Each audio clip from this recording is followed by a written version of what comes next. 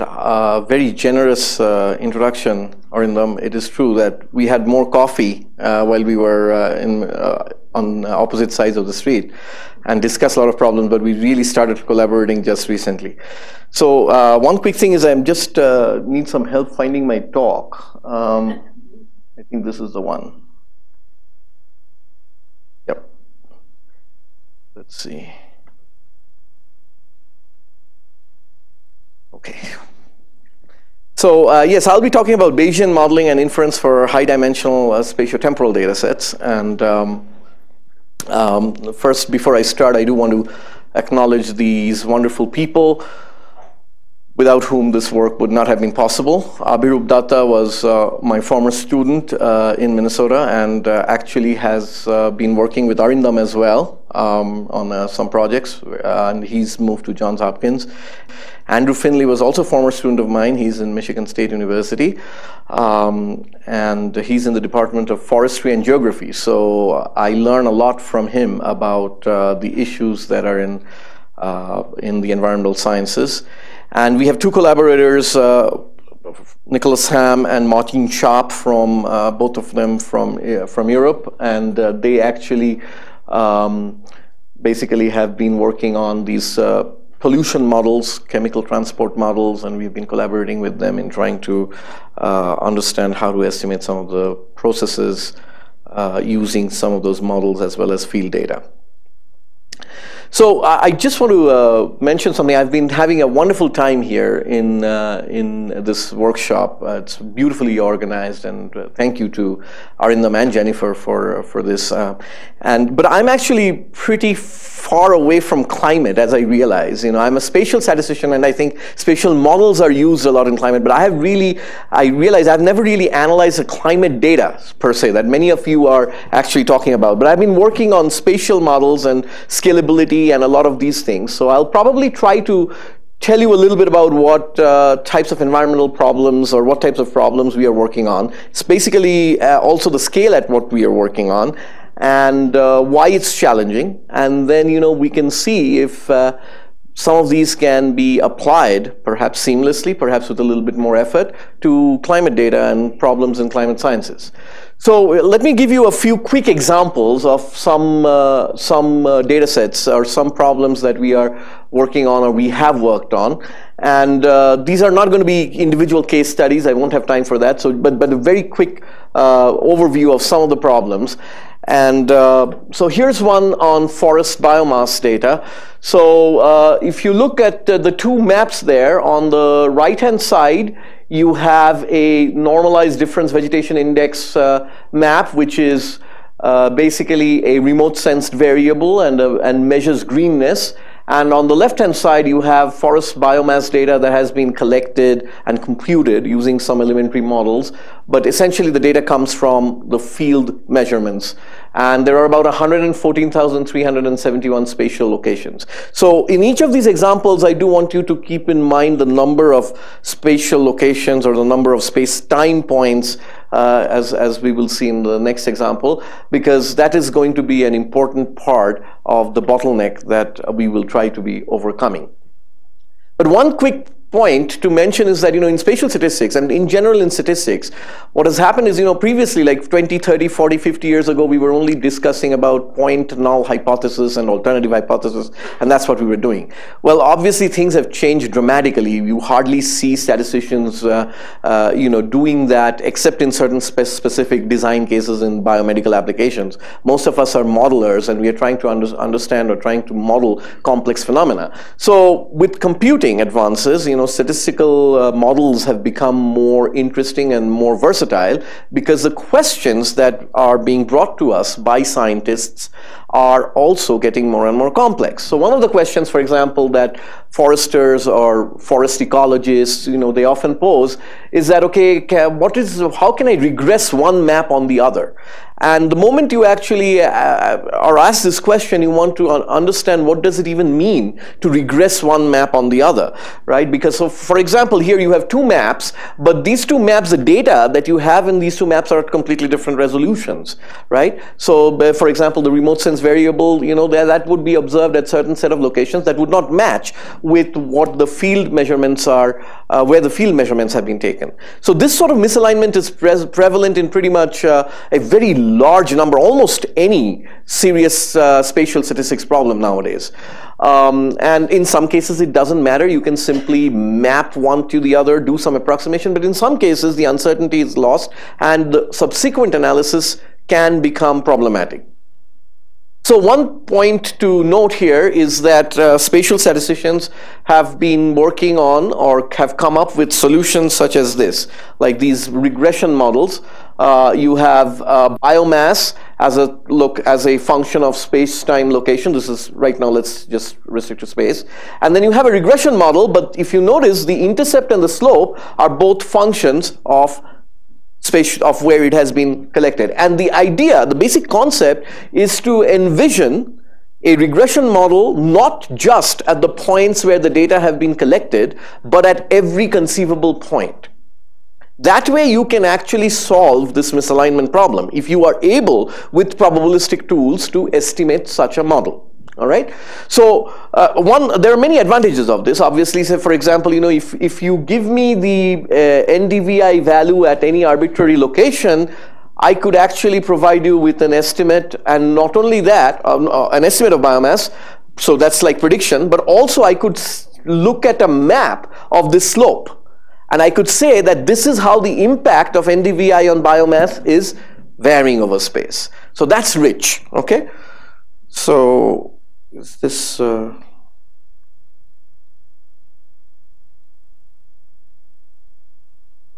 it. Maybe I'll just use this. Okay, so here's another example. So this is much closer to my profession in public health. You know, we are often interested in trying to understand the distribution of harmful particles in the atmosphere, and what to do about them, what the spatial distribution is, and how we are actually going to be able to estimate those distributions. So this is particulate matter PM10. This comes from continental Europe, and you can see the levels of PM10. This is in micrograms per cubic meter. And here are these locations, and you know, you see some distribution here observed in March 2009, and this is observed in June 2009. This is going to work now. Oh, the battery is dead. Okay. So there's significant variation across space and time. Now, very often when actually scientists, environmental health researchers, public health professionals, when they want to analyze these data sets, they essentially try to look at these measurements from monitoring stations, and they also have some kind of physical model output, and these are like CTMs or chemistry transport models, and they also have output that are, you know, like usually available over a finer resolution over an entire grid, and they want to actually combine somehow in a statistically principled way, thank you so much, the information from both these sources to try to do inference. Now here again, you know, if you look at the daily observations at 308 stations, there are 308 of those for 2 years, and if you want to do the analysis on a daily level, if you want to fit the model and then try to predict at a daily level, well, we are talking about 224,840 space-time locations. Okay. Then the next one still doesn't seem to work. All right. Well, here you go. So here I have an example of the Ctm output, which is this red line that you see. This is from the chemistry transport model. And the dark line is essentially the field measurements for the PM10 data. Now, again, one way that statisticians like to pool information from this source and this source is to try to come up with a model that would relate the observations with the Ctm output. But again, these should probably, you can enrich it, and perhaps for better performance, it might be attractive to model this as a space-time varying model. So again, the intercept and the slope, you basically, they both vary over space and time. Here's another example. This is a current project I'm working on in Tanana Valley, Alaska. And this is pretty interesting. You know, you have LiDAR flight paths right here in the, I don't know if you can see these red lines very well from back there, but these are LiDAR flight paths, and they actually have measured canopy height at about 6 million spatial locations. All right, we have that measurement, those measurements there. And then on the right-hand side, you have the occurrence of forest fire in the past 20 years. And you have the areas of interest, which are these blue spots. And you can't see them probably properly, but they're somewhere in between, where you actually want to predict the probability, essentially, of a forest fire happening. And can we actually somehow use information from here to try to improve our predictive performance of forest fires and so on. So again, the key point I wanted to keep in mind is the scale. 6 million is not as unusual as it used to be maybe 10, 15 years ago, you know. And I think Doug, in his talk, and the first talk of this conference, mentioned that, you know, even 10,000 or 15,000 locations is pretty demanding for full spatial analysis. And so we are now, you know, in the millions. So something needs to be done. So, but before we get to that something and how to actually attack these problems, let's just quickly give take a quick overview of what's going on here in terms of the statistical model and what the issues are. So the models in any of these three examples could be written down, and I'm keeping things simple here, okay? I mean, you could have many covariates, you could have a lot of other types of distributions and so on. So the statistics can certainly be richer than what I'm presenting, but for the purpose of this talk, let's keep matters simple. You have an outcome, which is indexed by space-time. You have one covariate, let's say. It could be any number of covariates, but let's just say one covariate. That's also indexed by space-time. And you have a regression model that has a space-time varying intercept and slope. Now, as I said, the inferential questions have become richer. And what you want to know is you want to produce maps, space-time maps, essentially, as we like to call them, so dynamic maps that will evolve over time, perhaps, over for the intercept and the slope. Now, from an inferential perspective, immediately you notice that this is inference for what we call uncountable sets, right? This is not just one scalar quantity. These are uncountable sets. You could call them functions, if you will, real-valued functions. And we somehow need to actually provide you with the inference at any arbitrary point in the domain of that function. All right? That's the key. That's the inferential question we are trying to look at. As I said, it's potentially very rich because it will help us understand spatially, temporally varying impact of predictors on the outcome, not just at the points where you have observed, but at any point in your domain of interest. And then once you have that, obviously you can also do model-based predictions like folks like to do on the outcome, because you just plug in the estimates there and you will get something for the outcome. Okay, now perhaps I don't need to elaborate on this slide as much for this audience, but just to give you a brief overview. When you actually want to model uncountable sets, then the probabilistic tool that is most widely deployed is known as the stochastic process. Okay, so for those of you who may not be as familiar with probability, essentially when you think about a distribution, that essentially provides you with uncertainty about a scalar quantity. Now, if you have uncertainty about a function or an uncountable set, then you actually move to a probabilistic tool known as a stochastic process. And one of the simplest ones and one of the most widely used ones, both in machine learning and in spatial statistics, is the Gaussian process, because it actually applies to real-valued functions. And basically what we do there is that we say that this uncountable set follows a Gaussian process with a covariance kernel. That essentially means that if I take a vector of this function evaluated at n finite points, then that will be distributed as a normal distribution with a zero mean and a variance covariance matrix k theta. And this will happen for every finite set of points L1 through Ln. And this covariance matrix is essentially going to be constructed from the covariance function for the Gaussian process. And this function basically gives you the covariance of WL evaluated at Li and Lj. So WLi and WLj. Now, obviously, this function cannot be any function, right? Because you must realize that this function must ensure that this matrix is positive definite. Not only that, in the inferential context that we are in, this function has to ensure that not only this particular matrix is positive definite for a specific set L1 through Ln, but for any finite set of locations that you give me. All right, that's what defines the process over the entire domain, because no matter what type of finite realization, these vectors are known as finite realizations, no matter what finite realization I take, I must have a non-degenerate, well-defined multivariate normal density. All right. Now, the good news is that there's a huge literature already in terms of characterizing these functions. In fact, it's beautiful that you take any random variable and you take its Fourier transform, that's called the characteristic function of that random variable, that actually gives you a positive definite function. Now, a positive definite function will always ensure that this matrix is positive definite. Now, for covariance functions, you would like that positive definite function to be real valued at best and monotone also, you know. So in those cases, the most popular approach is to take a random variable that is whose distribution is symmetric around 0, and then take the characteristic function of that. Random variables that are symmetric around 0, the characteristic functions are real valued, so you get real valued positive definite functions, which can serve very nicely as covariance functions. That's all. The sufficiency part of this proof, this is known as Bochner's theorem. The sufficiency part is very easy. It's one line. The only trick is that you prove it for complex numbers, and therefore it holds for all real numbers as well. If you try to do it only for complex real numbers, it's a little messy. The necessity part is a little bit more technical, not difficult, but you know, you may want to use measure theory, but you can find it in any probability textbook. The interesting thing is that these functions, you don't like to keep this as generic as possible because you want to simplify.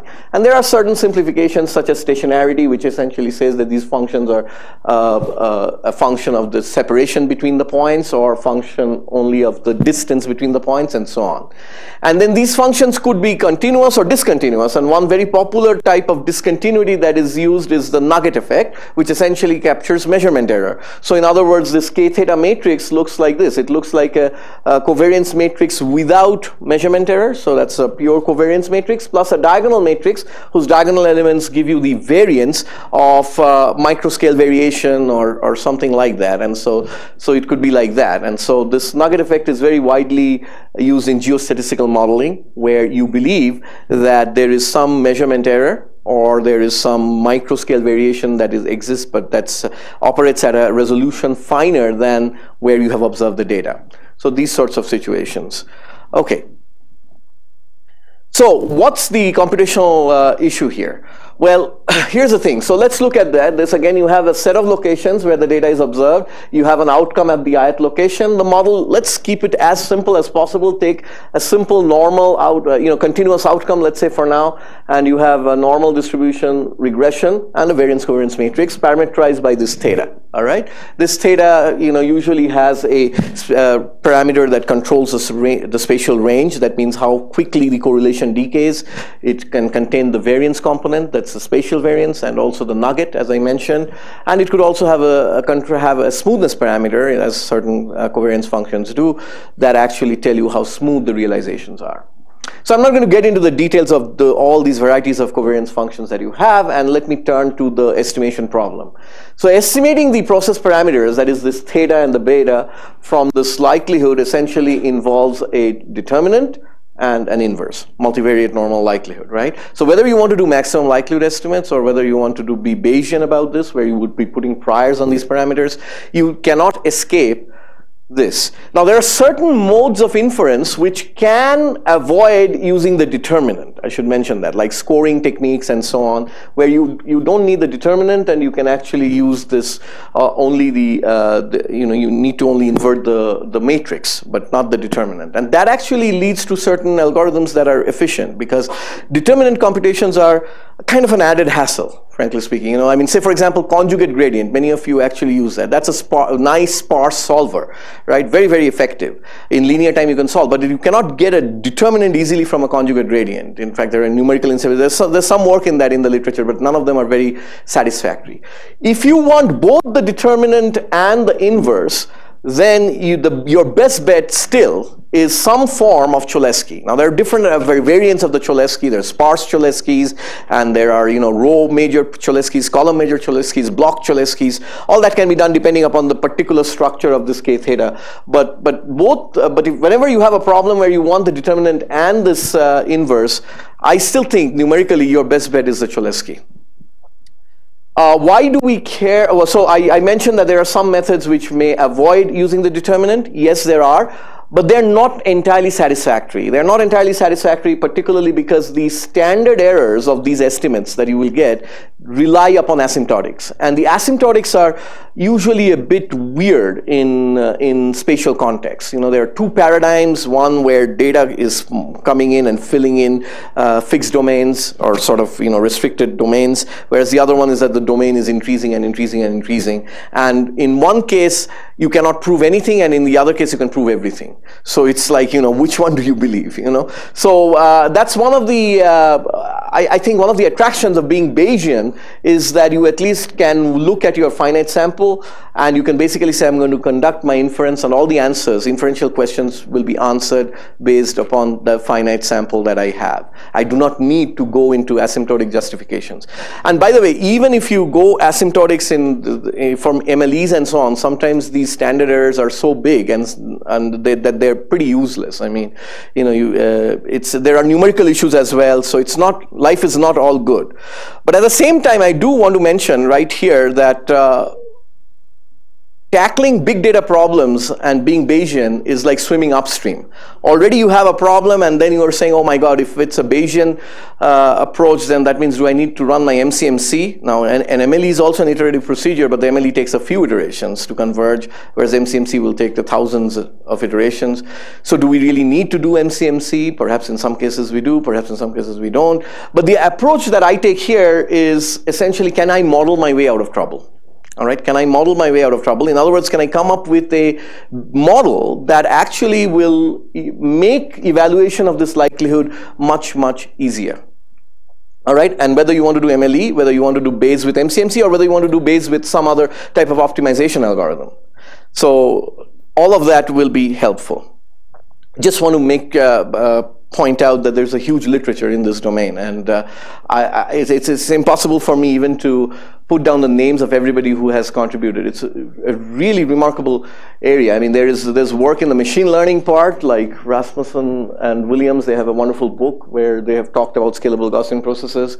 Dates back to one of the most wonderful pieces of work in terms of these low-rank models, which I'll talk a little bit more about in the next slide, is Grace Waba, who was Doug's advisor, right? Yeah, right. In 1990. Beautiful NSF, what is it? CBMS manuscript. It's a booklet. It's utterly a delightful read. One of the first announcements of global climate. And that too. Yeah, sort of. So yeah. So obviously, yeah. So she's a legend. Then, there are these spectral approximations, composite. I really won't go into all of these. There's been work. Many of you in this room, including Doug, spoke about this and have also worked on some wonderful methods. I'll focus on sparsity, although I will have a slide on low-rank models, particularly where I'll be bashing up my own earlier work. So that's always nice to do. So you know what? I wrote this paper 5 years ago, but my goodness, it's so useless. But here's the thing: sparsity is I think very, very important. And Doug spoke about this in lattice-Krige, and we use that too in a slightly different way, but not completely unrelated. Now, just keep in mind that in the end, it's about solving a linear system. There's a determinant part too. And if you look at all the sparse models and you want to classify them in a simple way, I would say it's about some of them basically try to make A sparse and solve it so that it's efficiently solved. That's like covariance tapering. Again, Doug has co-authored papers in that area. And then the other one is to directly model the inverse. And both these approaches have actually have been looked at. And depending upon the context, one may be preferred over the other. The contribution that I am trying to make here, and it's not easy given that there's been so much of work that has been done, is to try to come up with a process As I said, process will be useful because you can then do the inference over the entire domain without any problems, such that its realizations will always be producing a sparse precision matrix. Many people have worked on sparse precision matrices, sparse multivariate normal likelihoods, but they're all been finite dimensional to the best of my knowledge. So I'm going to take this further and develop a Gaussian process whose realizations will be sparse. Now, just before I do that, low-rank models are still by far the most pervasive, I think, in this literature. In some form or other, it's about basis functions. We all love basis functions. We know they're beautiful. Regressions are essentially one form of that, low-rank models. We all do that. And the idea is essentially to take the original matrix, K theta, and then try to, in fact, approximate it like using this sort of a structure. So you have these basis functions that form the columns of this B matrix, and the key point is that this matrix is n by r, where r, the number of columns, is much smaller than n, sorry. So it's a tall and slim matrix, okay? And just like in regression, we have an X matrix as long as it's tall and slim, we don't have much of a problem in terms of the computation. Similarly here, and in fact there are these, for those of you who are familiar, there are these Sherman, Woodbury, Morrison types of formulas that can be used to invert this matrix very efficiently. So I'm not going to get into that, but here's the idea. The complexity, the computational complexity for fitting matrix of models with this sort of structure is nr squared, which is considerably less than n cubed because r is much smaller than n. But there's a problem. Not everything is good with this sort of approach. And here's an example. Here's a true surface. Here's a full Gaussian process fit to that surface. And here's a particular low rank. Since I did not want to criticize others people's work, this is my own work, and this is with 64 basis functions, and this is what it produces. It produces much smoother approximations than we would like if our inferential objective is to get to this. Okay, this is the full GP. This is what I would have liked to fit. I just don't have the computational capability. Can I come up with a model that will get me to this? Okay, that's the whole idea. All right. So that's where low-rank models, particularly for scalability, becomes problematic. Now, of course, if you increase the number of basis functions, you would have come closer and closer to this. Theoretically true, and even in practice, that is true. But then you lose the computational advantages. All right. So here's the basic idea. All right. Let's go back and look at graphical models. Whenever we look at sparsity, graphical models is basically one way to start introducing sparsity. So let's first take a very simple look at the basic concept here. I'll be quick about it. Many of you, again, will be very familiar with these sorts of models. So suppose you have a joint density, like say I have 7 random variables, each denoted by a node in this graph. And corresponding to that joint density, if I write it using a topological order, as graph theorists like to call this, y1, then y2 given y1, y3 given y1, y2, I have a directed graph, all right? And so as I move forward along the conditional densities, the number of parents basically keeps increasing, and I can actually write down the whole joint likelihood. So I have a dense graph here, and one simple way to make this sparse is to say, wait a minute, I'm not going to use all the parents. I'm going to kind of try to essentially take the nearest neighbors based upon this directed graph, okay? So for example, from here, it could be that I decide to keep no more than 3 nearest neighbors in this joint likelihood. So I go ahead and up to y4, it's fine. Here I have the conditional set is y1, y2, y3. But then when I come to y5, I actually delete the ones that are not among the 3 nearest neighbors of y5. And in spatial statistics, particularly in Euclidean domains, it's very easy because I can simply use the Euclidean metric to figure out the domains.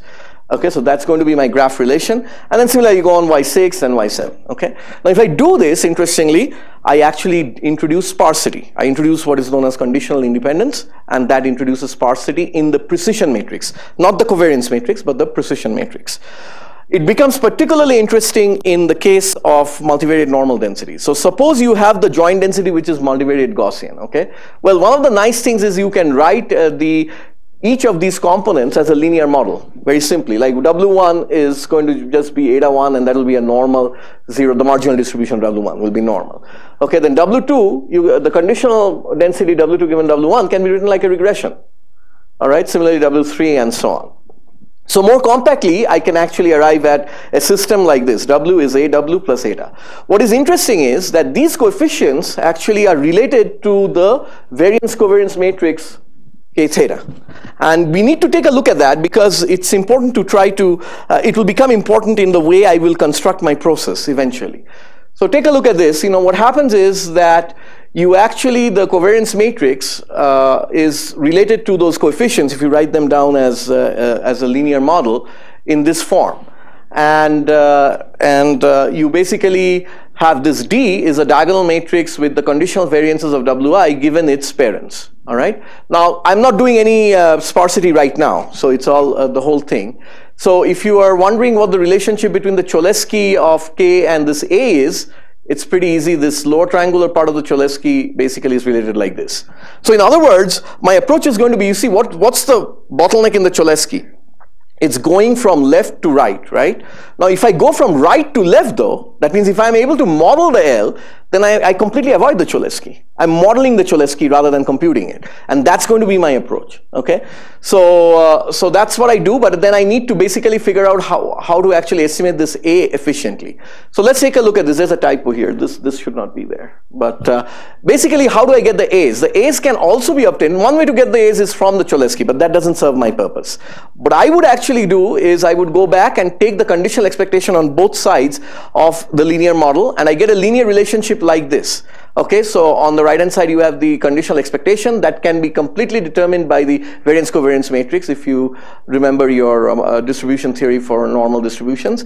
And on the left hand side I actually have a linear system in the Aij's, and I'm going to solve them because the left hand side and the right hand side both will be linear combinations of the Wj's for j less than I. And so therefore, since this is true for all Wj's, I will be able to solve the Aj's. So basically for a pseudocode, for those of you who like that, each row of this A matrix would just be a solution such as this. Now you see there is no computational benefit here because as you go from 1 to n, when you are in n, your coefficient matrix is k 1 to n, that's n by n. So there is no benefit here. But this does give me the idea that from the Gaussian, from the graphical model, if I now decide to make the Aij's 0 except if it is one of the nearest neighbors, then bingo, I will be able to have a much smaller linear system restricted to the size of the nearest neighbors, and then my solution will have the coefficient matrix won't ever be more than m by m. Remarkably, you don't need that many neighbors. You can have, even if your data set is in the order of hundreds of thousands, there is something called the screening effect of Trigging, which essentially says that you can do remarkably well with 15 or 20 neighbors, even in the millions, which you cannot do in low-rank models. For a low-rank model to fit a field with millions of observations, you probably need thousands of basis functions, at least. And so that's where the advantage of sparsity comes in. Now, yeah. Just so I understand this, is that an embarrassingly parallel step, your loop? Yeah, exactly. So, right. Exactly. You can absolutely do that, and you do not need to store anything more than the m by n blocks. So in terms of storage, that is particularly helpful. You're absolutely right. So so here's just a quick pictorial example. Here's the structure of the I minus A. It's usually the lower triangular of a full Cholesky would be dense, but here the lower triangular of the Cholesky is sparse, right? And then you have the diagonal right here. And then the structure of the precision matrix is like banded. Now, this is with 100 locations and 10 neighbors. If you have, oh, by the way, yeah, I should mention this. This is important. The determinant in this construction is automatically obtained. I don't even have to do any other computation. It's just the product of the diagonals, and those are conditional variances. That was one of the other attractions. I don't need a fancy linear algebra operation to get the determinant. It's almost in closed form up to the covariance function. I do want to mention this. in terms of likelihood approximation, this is another way to look at this. So we just looked at it in terms of graphical model, but there's a good, very, very nice couple of papers written by dating back as far as 1988 to Vecchia, and then a very nice paper by Michael Stein and his colleagues in 2004. And that basically says that, well, take the normal density, write it as a composite product, then just reduce the conditional sets using the neighbors, and you get a normal approximation. So most classical inferential folks stop here, treat this as an approximation, and do inference based on that. They get a lot of savings. Because we want to build a process, we also needed to go this further step, identify this approximation again as a normal with a sparse precision matrix, k tilde theta. That was the idea. Okay? And as I said, this k tilde theta will be much sparser than the original matrix. And as Doug pointed out, actually you do not need to store the n by n matrix. In the algorithm, all you need is blocks of m by m, and you can override them. Okay, now comes the key point. I'm going to gloss over some of the technical details here. In fact, pretty much all of the technical details. But there are some critical issues about moving from a finite dimensional likelihood to a process. So here's the idea. First of all, in a process, I have to look at arbitrary locations. Okay, and no longer I don't exactly have a graph, because a graph is essentially a finite structure, or it could be at most a countably infinite structure. It cannot be an uncountable structure, right? So the topology has to be modified in terms of what do I mean by a neighbor of an arbitrary node. All right, and so for that, what I do is I actually select a reference set. This could be any set. It could be as large as you want. It could cover the entire domain. Or since we are talking about big data, it could just be the observed locations. That's fine too. Then what I'm going to say is that I'm going to construct these neighbor sets that will contain at most m nearest neighbors of Li among this reference set. This helps me. This reference set tells me, first of all, it provides, so this is the graphical structure on that finite set. No different from the graph. All right? But then, here's the other important piece here. Let me jump to the second piece here, which is that if L is not in R, then this NL will be the set of m nearest neighbors of L in R. In other words, I have a benchmark graph constructed from the finite reference set. And then basically when any new nodes come in, I'm only going to choose neighbors from that reference graph. As long as my reference graph is wide enough or large enough to sort of cover the entire Euclidean domain of interest, I should be fine, because I'll still be able to get proximity. That's the whole idea why this works. There's obviously first piece now for a Bayesian, I'm going to put a prior on this. We have a nice normal sparse with the sparse precision matrix. In honor of Vecchia, we could call it the Vecchia prior, if you will. Then the rest is very simple. Simply extend what I did using the normal linear model to identifying the coefficients, and just do that for WL for any arbitrary location. And that's how it looks like. It's a linear combination, and over this, many of these are going to be zero. The only ones that will be non-zero potentially are the ones that are neighbors of Li for each I. And then comes a solution. You solve it exactly the same way as I showed you before for any type of a linear system that will be m by m. So this actually, now there are a couple of theorems to show that this is consistent, Kolmogorov's consistent and so on, but that you can find in the paper that I refer up there. It came out in the June issue of JASA. Okay, now space-time. I must actually say a couple of words here very quickly. There is an issue here. And this is an important, critical issue. When we talk about neighbors in space, particularly in spatial statistics, we are in 2 dimensions or 3 dimensions, not a big deal. Euclidean distances work usually very well as long as you have a good map projection. But when you talk about space-time, what does it mean to be a neighbor in space and time? Okay, there is no universally accepted definition. Spatial variability, temporal variability, spatial proximity, temporal variability, they operate at completely different scales. All right, so here's a very, very simple example. Suppose you treat time as layers in a 3-dimensional, kind of conceptual 3-dimensional space. Take a look at point number 3. Its nearest neighbor in space is 2, but its nearest neighbor in time, if you move down, and if these are parallel, well, it will be the perpendicular projection, it will be itself. So the neighbors are not well defined, okay?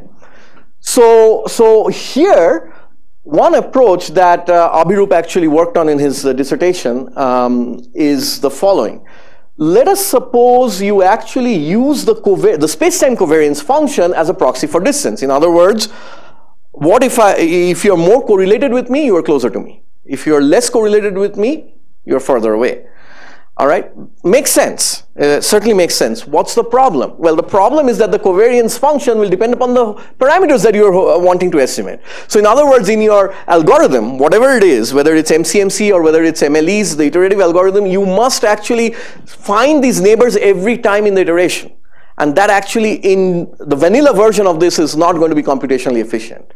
But there is a special class of space-time covariance functions that are actually monotone in both space and in time. And if you actually use that class, you can show, theoretically, that you do not need to look at the entire space of neighbors as you go over time.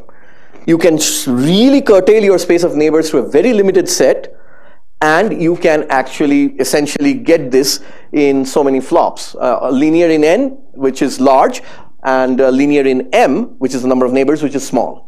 So that's pretty much it. You can, again, I won't have time to get into the efficiency of the algorithm, but the key point is it won't work for all space-time covariance functions, but it will work for a particularly generic, pretty large class of space-time covariance functions, provided they support certain analytical inequalities. But that is, that still gives us a very wide class to play with. Okay, here comes the fun part. So that's all the technical part about this nearest neighbor Gaussian process. How do we use this, okay? So here comes this example. The nice thing about this process is that if you wanted to fit your spatial model with a Gaussian process, all you do is replace the GP with an NNGP. It's as simple as that. And then the distribution theory automatically takes care of the scalability and the validity of the model. So for example, if you are in a context where this data may come from any exponential family, Poisson, binomial, normal, continuous, discrete, as long as it's in the exponential family, you have a link function, you relate the spatially varying coefficient model right here. And then these coefficients you model jointly, not as a GP, but as an NNGP. If you did this would be a valid model, but this would be expensive. The moment you do this, it becomes really, really, really inexpensive. You have huge savings. And then you fit your, I'm a Bayesian, so I would like to actually extend this to priors, and then either use approximations like variational Bayes or maybe INLA. Or otherwise, you can do MCMC. I'm not tying this to any particular algorithm. Similarly, here, there's another one, which is even faster. If your data is continuous, one way you can actually work that out, make this even more efficient, is to model the outcome itself as an NNGP rather than like the coefficients and so on. Particularly if you're interested only in the prediction and not so much in spatially varying coefficients, well, then again you have normal. It becomes a very, very standard normal model, in fact, and it becomes even much, much faster than the previous models, where because this is no longer spatially varying coefficients models. So it's directly modeling the y, but you can still do predictions on the y at arbitrary resolutions. Okay, what happens here? Remember I showed you the first row of this picture a few minutes earlier about the smoothing with the predictive process. Well, here's the NNGP with 10 neighbors, 20 neighbors. This is 2,500 locations. We wanted to keep it small because we wanted to really make sure that the full GP was working well. So, but you get the idea. You get the idea about the approximation. All right, now we are going to scale up. Oh, one other quick point. How many neighbors do I need? Well, this is a picture that actually shows you what I was talking about. So we have actually, okay, so first let me explain this picture. On the x-axis you have number of neighbors, okay? And remember, you're fixing the number of neighbors. Now, there's a paper we wrote where we actually kept the number of neighbors as random. It didn't make a whole lot of difference. But, so if you fix the number of neighbors at this, and then you look at the root mean square error, it's holdout cross validation. And you also look at the width of the credible interval, okay? So these two horizontal lines that you see here, the black and this blue dotted horizontal lines, they correspond to the full GP's root mean square predictive error and the full GP's mean 95% credible interval, okay? Whereas these guys are the corresponding values for the root mean square predictive error and the length of the credible interval for NNGPs with these number of neighbors. So we fit all these NNGP models, these little dots. with different number of neighbors. But as you can see, the inference, or in terms of these two, the performance, becomes pretty indistinguishable from the full GP, pretty much from 10 neighbors. So we were able to do this with up to 50,000. After that, or no, I think 75,000, sorry. After that, Andrew Finley, who actually did a lot of this computation, he was not able to fit the full GP anymore. But wherever we go, because of this screening effect of Trigging, which applies to certain covariance functions that says that pretty much all the information is around your neighbors, that actually shows you that you can really work with, you don't really need to increase the number of neighbors very much. Back to the European data set. Now, this could not have been fitted with a full GP on a daily level. That's why, until now, this particular data set has only been analyzed in monthly levels. But one of the nice things about doing this at the daily level, is to basically capture the variation, the model-fitted variation in the PM across the different days. And you can see the variation because PM10 does vary quite considerably across days.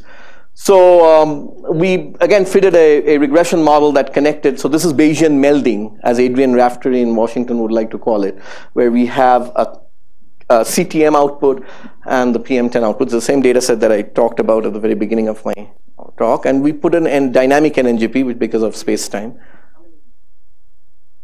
They were in the order of, I mentioned that in the earlier slide. It was in the order of total number of 225,000, but that's space multiplied by time. So space was 308 and over two years. So 308 multiplied by 730. So that's about 225,000, I think. And here's the key results. Once you do that, you see, remember this red curve we saw before? This was the output of the CTM. It systematically underestimates it.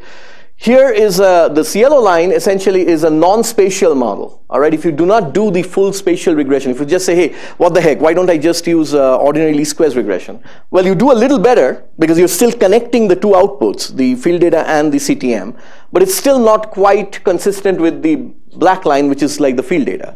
But if you do the DNNGP, that's the blue line, it much better replicates the patterns that you actually observe, and you have the credible interval, the uncertainty quantification, which is this band. And the thing that you see here is that from a large part of this band excludes the output from the CTM or even from the non-spatial. So there's some significant difference between these approaches, okay? And you can produce these maps at a daily level. So for example, look at this, April 3rd, 2009, we were able to recreate this PM10 map, and we also were able to produce, once you get the estimate of the PM10, you can, or the full posterior distribution for that, you can also get the exceedance probability. 50 micrograms per cubic meter is the threshold in Europe for PM10.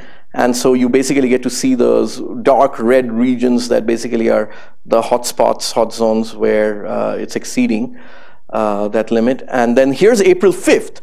So you see the map does change quite a bit between this. And this diurnal pattern, now we have a movie. I'm not fancy enough to put that movie here, but if Abhi or one of my students was doing it, they would have put this nice animation like Vipin loves to show. But I'm really, I'm in a way I'm technically handicapped that way. So I'll just keep it at that. Just a couple of concluding remarks. I'm a little over time. Well, so first of all, as I said, I do not want to keep this tied to any algorithm, okay? But so you could, depending upon your choice, you could use Gibbs. RWM stands for Random Walk Metropolis. Hamiltonian Monte Carlo, this is the kind of a, it used to exist since 1988, but it never really found as much prevalence because Random Walk Metropolis and Gibbs used to be the trademark. But with big data, MCMC guys are now turning to HMC, and there's a package called STAN that has been developed by Andrew Gelman and his colleagues. They implement it. One of my students is implementing NNGP on HMC, and it's actually really, really good. There are some tricks. It has a learning curve. I'm not saying that it doesn't. I can talk to you more about it if you are interested what the essential idea is. It's just in one line. It's like in a metropolis, what you do is you essentially propose from a candidate proposal, and then you toss a coin and you decide whether to accept or reject. In Hamiltonian Monte Carlo, what you do is you actually propose, but then you actually use a Hamiltonian system, which is a particular set of differential equations derived from Hamiltonian mechanics in physics, and basically you take a trajectory and create a deterministic update. And then there is an accept reject after that. And that actually remarkably is very, very useful for high dimensional models. Because see, in a metropolis, what happens is you need to provide as many tuning parameters as there are parameters. In Hamiltonian, the number of tuning parameters remains 2 or 3, irrespective of how many parameters you want to update. So that's really good. Then there are these optimization, variational bays. If you don't like MCMC, if you think MCMC is too slow for you, well, you can use those. Any of these will work for this model because it's a model I'm proposing, not an algorithm, all right? So you can fit it. Doug pointed this out very sharply earlier. You do not need to store the n by n covariance matrices or distance matrices anywhere. You need to store n small, actually you don't even need to store n small m by m matrices because you can overwrite. The total flop count per iteration, whether it's MLE or what, per iteration means it could be MLE iteration, it could be optimization algorithms iteration, or it could be MCMC's iteration, is n m cubed, linear in n, cubic in m. Now remember in the basis function, the low rank models, it was n r squared. But the idea is that this r squared will very soon be needed much bigger than m cubed. So therefore, this is really, really scalable. And so that's what I have here. And there will be a new package we are working on. It's almost, I think it's 60% done, but we hope that it will be released by December. That will implement this. For low-rank models, if you're interested, at least for the predictive process, which I showed, we already have it in a package called SP Bayes. If you want to experiment with it and see how bad it is, or if you like it, that's fine too. Now, just some concluding thoughts. Are low-rank spatial models well and truly beaten? You know, this is too much of an exaggeration. I don't want to really say that because they do have some really nice properties. Basis functions are good, particularly non-stationary models. You know, I don't even know how well this NNGP works for very massive non-stationary models. We are still yet to discover that. But it is true that if it is purely in terms of scalability, I do think that NNGP clearly, in fact, I don't think, I'm convinced that NNGP is way better in terms of scalability, okay? But there are some issues, like for example, you know, if you're a theoretical guy and if you want to actually do theoretical asymptotic explorations, low-rank models have greater theoretical tractability. They have nice theoretical properties. And they can even be better at modeling, you know, smoothness. So these are some of the things. Now, you know, both these processes I think can be constructed for other processes like spatial Dirichlet process or so on. But there are other very, very effective methods, you know, that are present. Doug presented quite a few, but there's one by Matthias Katzfuss on the multi-resolution predictive process, which actually is very, very nice idea, and I think it scales up very well too. How well it fits into a full process-based Bayesian framework, I do not know, but because the inferential scope of this paper, a very nice paper again in JASA, was very different from our paper. So that's something we can talk about. And finally, there's this highly scalable meta-Trigging frameworks that Raj Gonig in UCSC has been talking about. And that idea is very different. It's more like the Hadoop style of scalability. So you break up the problem into a MapReduce framework, solve individual problems, smaller data sets, and then bring them all together by pooling in a very, very mathematically principled way. So that's there too. So a lot of work, very exciting area to work in, to be honest. And many of you, I think, you know, will find connections between what you are doing with us. I mean, I had a very, very nice time in this conference, seeing all this wonderful work on high data. There's all the computing that is going on with R, Julia, GPUs and MPIs and whatnot. So thank you so much for bearing with me.